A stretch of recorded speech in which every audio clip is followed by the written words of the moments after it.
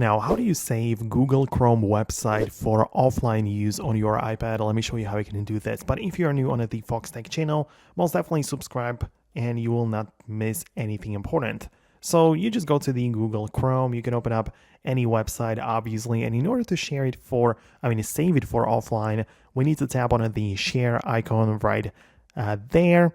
And from the options that do appear, I want you to click on more and then find the print option.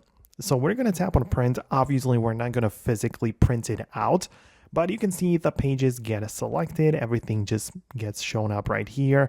But what we need to do is to tap on the share button once again.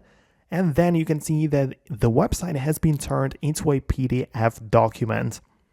And right now we can do whatever we want with it, but the best thing is that we can save it to the files, just the window shows up, choose a specific place or folder where you want to save it, tap on a save, and you will have a PDF, which will contain every single piece of information on that website, which you can access anytime you want in your Files app.